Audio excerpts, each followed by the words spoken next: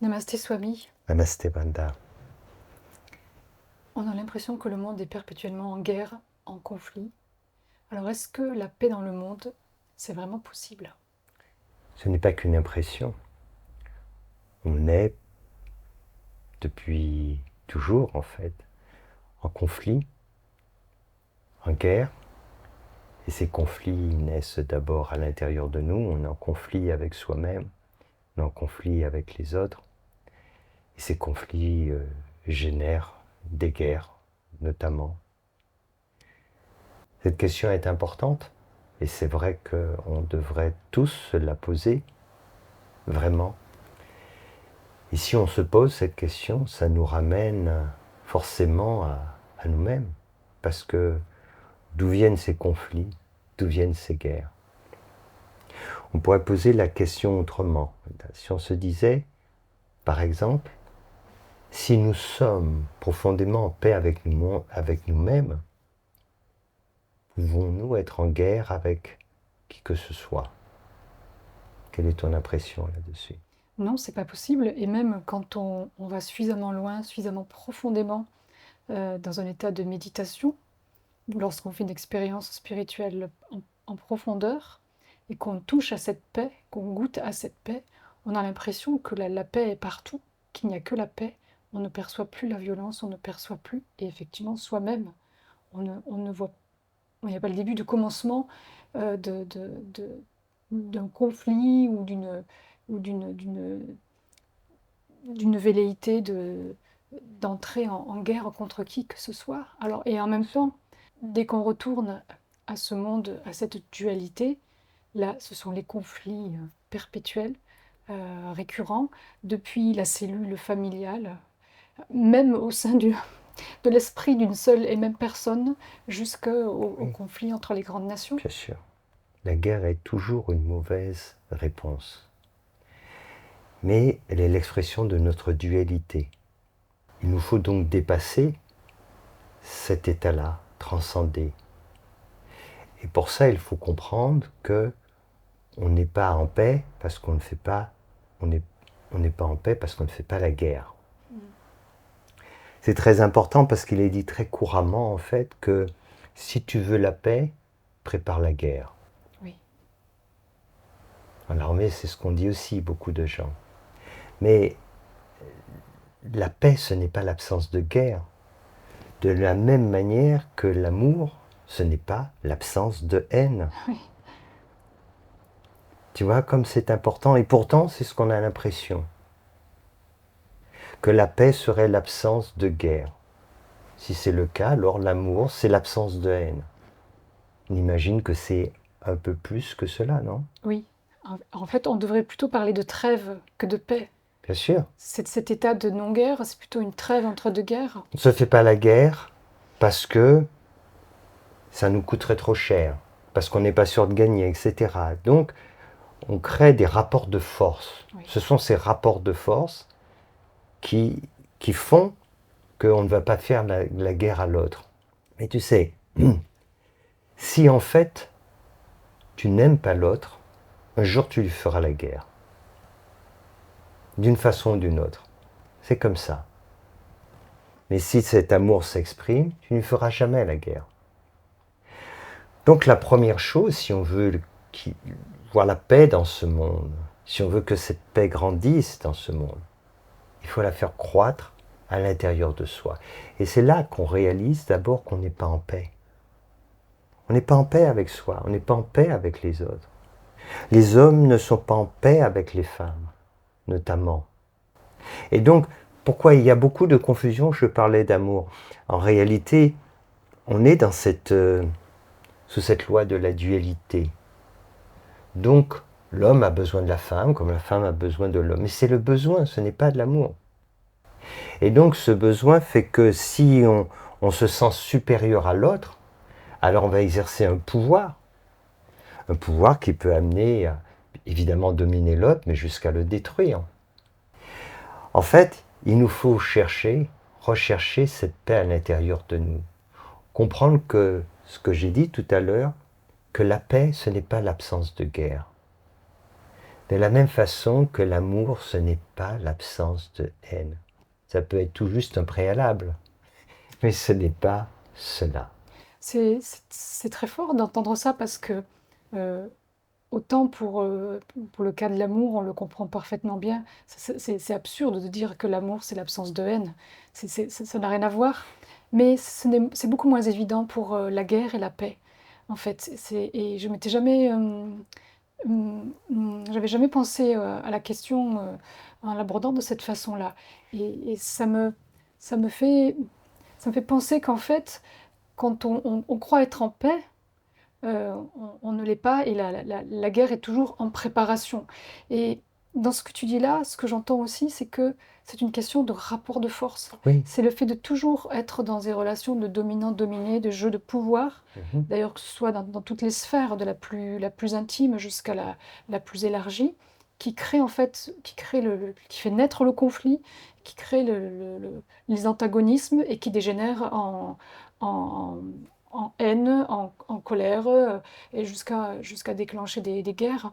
Est-ce que ça veut dire que pour trouver la paix, déjà en soi, ça veut dire qu'il faut renoncer à tout jeu de pouvoir, à tout antagonisme? Il faut d'abord faire la paix, décider de faire la paix en soi.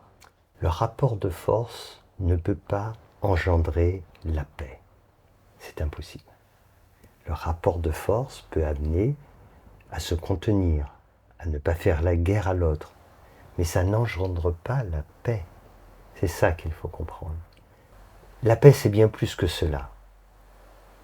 Quand on est vraiment en paix avec soi-même, on est forcément en paix avec l'autre. En paix avec l'autre, ça veut dire qu'on lui veut du bien en réalité. C'est pas simplement qu'on lui fait pas la guerre. Être en paix avec l'autre, c'est autre chose. Ça veut dire qu'on exprime une totale bienveillance. On lui veut du bien. C'est complètement différent. Alors que là, ce dont on parle, ça n'a rien à voir. On est dans des rapports de force et on fait en sorte que l'autre ne nous agresse pas, etc., par rapport justement au pouvoir que l'on peut avoir, etc. Mais tout ça n'a rien à voir avec la paix et c'est l'erreur, justement.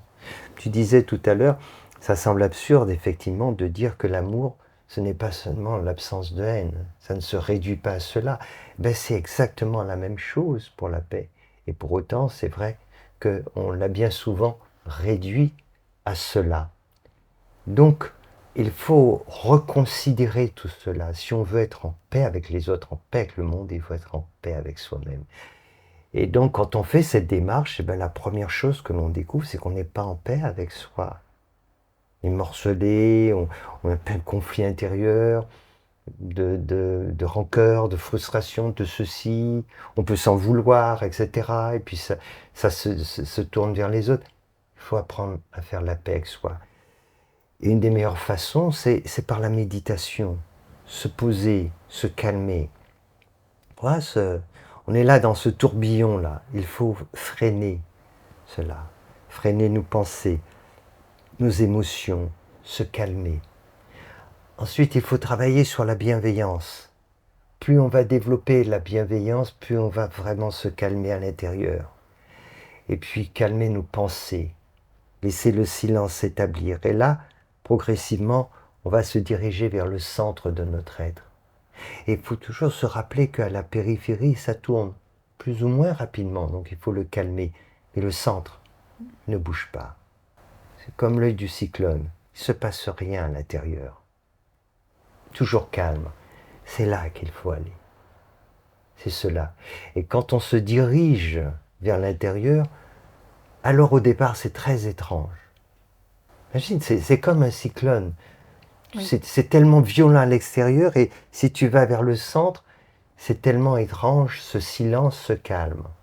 Nous sommes à l'image de ce cyclone, en fait. Mais plus on fait cette démarche, et plus, arrivé à un moment, ça nous semble évident, naturel. Et il y a un moment d'étrangeté, et plus on va plus loin, et plus on sent que cette paix, elle nous manque terriblement. C'est comme si on sent que brusquement, on rentre à la maison. On a pris le chemin de la maison. Avant, elle nous effraie parce que c'est totalement à l'inverse de ce monde agité, excité, bouleversé, cacophonie totale. Et là, c'est la paix. Puis ce n'est pas qu'une paix qu'on verra à l'extérieur, comme tu vas dans un lieu qui est calme, qui est tranquille. C'est à l'intérieur que l'on ressent cela. Et là, il y a vraiment quelque chose de magique. Et plus on va à l'intérieur, et plus on ressent cette paix grandir. Et la seule chose que l'on peut encore désirer, c'est partager cette paix avec les autres, avec l'autre. Et certainement pas leur faire la guerre, mais partager cette paix qui est un véritable trésor. C'est cela en fait. Un trésor qui est déjà là, à l'intérieur de nous. Bien sûr, il nous faut Qu'on le n'a pas besoin d'aller découvrir. chercher ailleurs ou d'essayer de trouver, qui est déjà là. Et on réalise que toutes les guerres sont d'une absurdité incommensurable. Car ces guerres ne nous permettront jamais de découvrir ce trésor intérieur. C'est la paix qui nous donne accès à cette plus grande richesse. Cette plus grande richesse, en réalité. Parce que cette paix en nous, c'est le préambule, c'est la porte d'entrée qui va nous donner accès à notre conscience, à cette dimension spirituelle. C'est ce qui va nous ouvrir la porte du cœur, de cet amour incommensurable, inconditionnel, universel. C'est tout cela que l'on découvre. Mais la voie d'accès, c'est la paix. Et c'est pour ça que lorsque l'on parvient au centre de son être, il n'y a qu'une chose qui nous apparaît, qu'une chose, c'est de partager cette paix. Et la meilleure façon de la partager, notamment, c'est le silence, c'est la laisser émaner de notre être. Et puis ça peut s'exprimer, sinon par la bienveillance, par la tolérance, par tout cela. Mais non, aucune manière. Quand on découvre cette paix à l'intérieur de nous, on a envie de faire la guerre à qui que ce soit.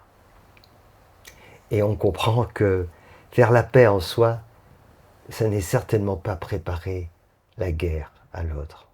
Oui, parce que là, dans ce que tu dis, j'entends aussi que la paix et l'amour sont intimement liés. Bien sûr. Quand on fait l'expérience de la paix, quand on trouve cette paix, à ce moment-là, on découvre aussi ce qu'est l'amour. Bien sûr, c'est ce qui nous donne accès, en fait. D'abord, la paix est essentielle, indispensable, car on ne peut pas pénétrer dans la dimension du cœur, dans le chaos, dans l'agressivité. L'amour, ce n'est pas un viol. Il n'y a rien de violent, c'est tout le contraire. Donc il faut être en paix. Et quand on parvient à cela, alors la porte du cœur, elle s'ouvre. Et après avoir partagé la paix, alors, évidemment, on va partager plus que cela, propager cet amour inconditionnel, cet amour universel, l'amour qui finalement est l'essence de notre être. Et tout cela commence par la paix. Ainsi, si nous apprenons aux enfants très tôt à méditer, si on leur explique ce qu'est la paix, si on leur dit « vous voulez que le monde soit en paix, que cessent toutes les guerres », alors faites la paix à l'intérieur de vous. Et par des choses très simples, on peut amener à cette découverte. Alors les conflits vont diminuer. D'abord, les conflits dans la famille, près des amis, et puis dans la société. Et progressivement, la paix peut émerger.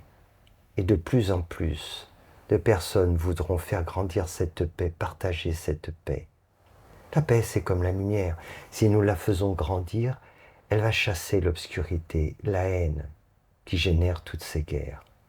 Donc il faut la faire grandir en nous, pour la partager autour de nous et pour la propager dans le monde. Pourquoi la paix est-elle si combattue? Et j'ai envie de dire, pourquoi est-ce qu'elle fait si peur? On a assassiné Gandhi, on a assassiné Martin Luther King et bien d'autres activistes qui ne faisaient que défendre la paix. Pourquoi cela crée-t-il autant de réactions? Parce que nous sommes dans cette dualité. Au départ, l'obscurité a plus de place que la lumière. Autrement dit, la majorité des gens détestent la paix. Il faut prendre le pouvoir. Il faut dominer l'autre. Et on ne va pas dominer l'autre si on est en paix avec. Donc, ce n'est pas du tout ce que l'on recherche. C'est plus de pouvoir, plus de possession générale. C'est cela que l'on recherche. Ils ont l'impression, les personnes qui ont le goût du pouvoir ont l'impression que si elles font la paix, c'est une forme de reddition, de capitulation, et elles vont perdre tout ce pouvoir auquel elles sont accrochées. Bien entendu, ça n'intéresse pas ce niveau de conscience. Ce qui intéresse, c'est d'avoir plus et de dominer. C'est pas de faire la paix. En réalité, c'est de réduire l'autre en esclavage. C'est pas de faire la paix. On va faire la paix que si on n'a pas le choix. Ça, c'est autre chose. Donc, c'est pas dans la démarche. Et puis, il y a aussi quelque chose qu'il faut garder à l'esprit. Tant qu'il y aura autant d'injustice dans le monde ne sera pas en paix. On ne peut pas se dire qu'on arrivera à vivre en paix avec des milliers et des milliers de personnes qui meurent chaque jour de faim. Des tas de gens qui n'ont pas un endroit où s'abriter, qui n'ont pas le minimum pour se soigner. Ça ne peut pas fonctionner. Donc si nous voulons la paix dans le monde, il faut vouloir que chacun, chacune puisse vivre correctement dans ce monde. C'est cela. Cet égoïsme ne peut pas favoriser la paix. Ça aussi, c'est quelque chose qui est important. Et quand on fait une démarche de paix intérieure, c'est quelque chose que l'on réalise aussi. On réalise qu'on ne peut pas vivre en paix seul comme ceci. Si on veut que ce monde soit en paix, alors il faut réduire ces inégalités. Il n'est pas normal qu'il y ait autant de souffrances, que des gens n'ont pas de quoi manger, que des enfants meurent tous les jours par milliers de faim, de maladies bénignes, etc. C'est inadmissible que d'un côté, certains ne cessent de s'enrichir de façon éhontée, d'un autre côté, c'est une extrême pauvreté qui est innommable, c'est vraiment terrible. Donc là aussi, il faut avoir cela à l'esprit. Si nous voulons la paix dans ce monde, alors il faut tendre vers plus de justice, plus de partage, plus d'amour en réalité. De quelle manière quelqu'un qui trouve la paix en lui ou en elle agit pour la paix dans le monde? Il y a donc beaucoup de façons de le faire, justement, mais ça passe toujours par son propre exemple. C'est important. Et quand on ressent que quelqu'un est en paix, c'est-à-dire qu'il n'est pas dans le conflit avec les autres, et pas seulement dans le conflit, mais qu'il est dans la bienveillance, qu'il fait attention aux autres, qu'il s'intéresse à l'autre, il n'est pas dans l'égoïsme, etc. Tout cela favorise la paix. C'est un exemple tout à fait positif. Et c'est comme ça qu'on va faire grandir la paix dans le monde. Par la bienveillance, par la solidarité, par la générosité, par l'altruisme. Par une attitude justement qui consiste à ne pas agresser l'autre. Tous ces comportements favorisent vraiment la paix, font grandir la paix en nous et ça la favorise autour de nous. Et c'est ce dont on a besoin d'exemples. Surtout qu'on réalise une chose, Banda, qui est très importante, c'est que les gens qui vivent en paix, ils vivent vraiment bien mieux. Ils sont heureux. Le bonheur, c'est pas une question matérielle. C'est pas parce qu'on possède plus de maisons, de biens, de je ne sais quoi.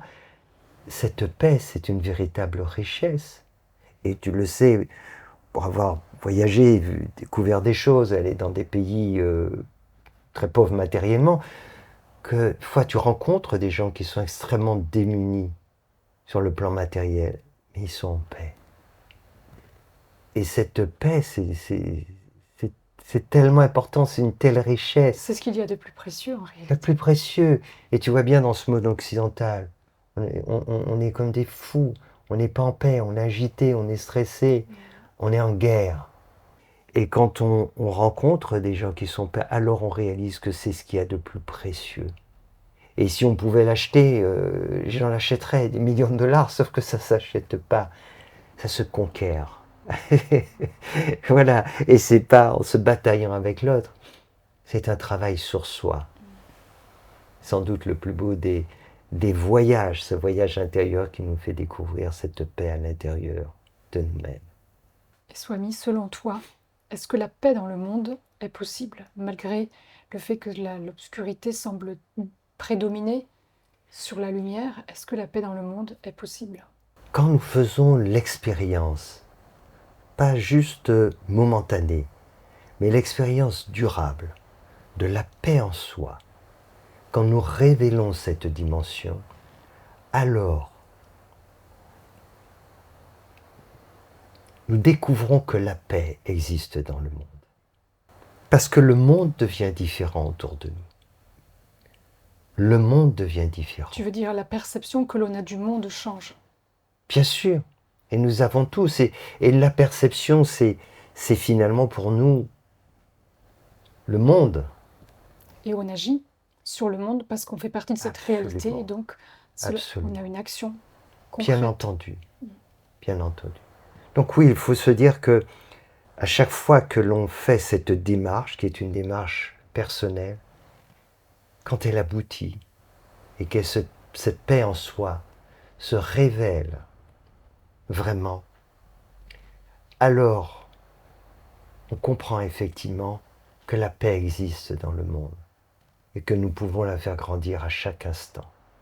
Ça devient une réalité à laquelle nous participons à ce moment-là.